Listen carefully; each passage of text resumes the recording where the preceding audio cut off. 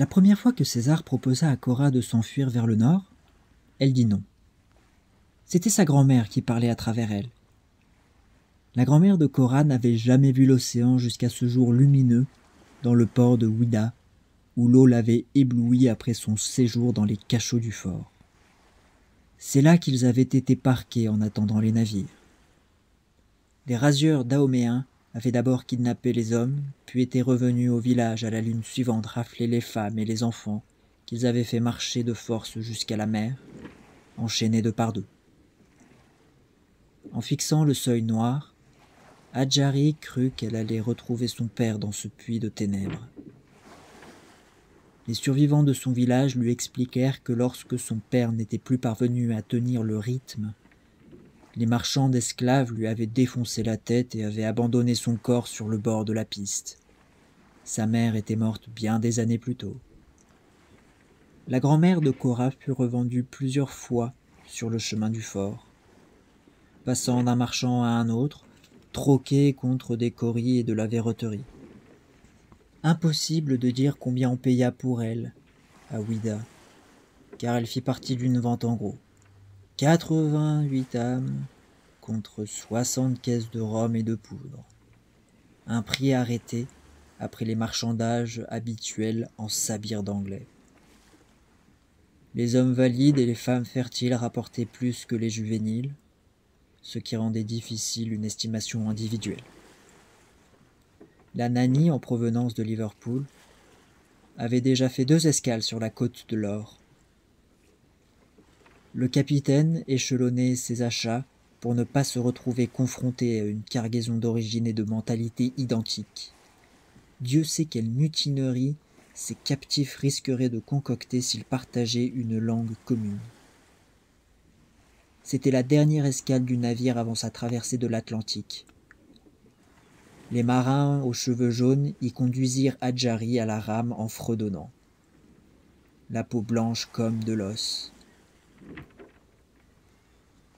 L'air délétère de la cale, le cauchemar de la claustration et les hurlements de ses compagnons de chaîne contribuèrent à la faire basculer dans la folie. Compte tenu de son âge tendre, ses ravisseurs ne lui infligèrent pas immédiatement leur désir, mais après 6 semaines de traversée, quelques matelots aguerris l'arrachèrent de la cale. 2 fois elle tenta de se tuer pendant le voyage vers l'Amérique, d'abord en se privant de nourriture, puis en essayant de se noyer. Et par 2 fois les marins contrecarrèrent ces plans habitués qu'ils étaient aux manigances et aux penchants du cheptel. Adjari n'atteignait même pas le plat-bord lorsqu'elle voulut se jeter à la mer. Sa posture géniarde, son air pitoyable, semblable à ceux de milliers d'esclaves avant elle, trahirent ses intentions. Enchaînés de la tête aux pieds, dans une misère exponentielle. Ils eurent beau tout essayer pour ne pas être séparés lors des enchères à Ouida, les membres de sa famille furent achetés par des marchands portugais de la frégate Vivilia, qu'on retrouva 4 mois plus tard dérivant à 10 milles au large des Bermudes. Les autorités mirent le feu au navire et le regardèrent se fissurer et sombrer.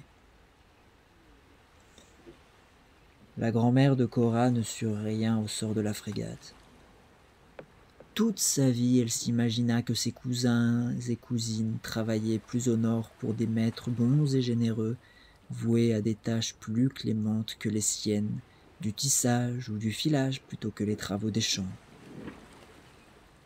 Dans ces histoires, Isaïe, Sidou et les autres parvenaient miraculeusement à acheter leur liberté pour vivre en hommes et en femmes libres dans la cité de Pennsylvanie. Ces trêves lui procuraient du réconfort quand son fardeau menaçait de la réduire en 1000 morceaux. Puis la grand-mère de Cora fut revendue après 1 mois passé dans le lazaret de l'île de Sullivan, une fois que les médecins eurent certifié que la cargaison de la Nanny, Adjari incluse, ne véhiculait aucune maladie. Encore une journée trépidante à la bourse aux esclaves. Les grandes ventes aux enchères attiraient toujours une foule bigarrée. Marchands et courtiers venus de toute la côte convergeaient vers Charleston pour examiner la marchandise, yeux, muscles, vertèbres, guettant toute affection vénérienne ou autre dysfonctionnement. Les spectateurs mâchonnaient des huîtres fraîches et du maïs brûlant, tandis que les commissaires priseurs criaient à tout vent. Les esclaves se tenaient nus sur l'estrade. On se disputa férocement un groupe d'étalons Ashanti, ces Africains renommés pour leur nature industrieuse et leur musculature, et le contremaître d'une carrière de calcaire fit une excellente affaire en acquérant un lot de négriaux. La grand-mère de Cora aperçut parmi les badauds un petit garçon qui mangeait du sucre d'orge, et elle se demanda ce qu'il fourrait dans sa bouche. Juste avant le coucher du soleil, un courtier l'acheta pour 226 $. Elle aurait rapporté davantage s'il n'y avait eu cette saison-là surabondance de jeunes filles. Il portait un costume de l'étoffe la plus blanche qu'elle ait jamais vue. Des bagues incrustées de pierreries colorées brillaient à ses doigts. Lorsqu'il lui pinça les seins pour vérifier qu'elle était en fleurs, elle sentit le froid du métal sur sa peau. Elle fut marquée au fer rouge.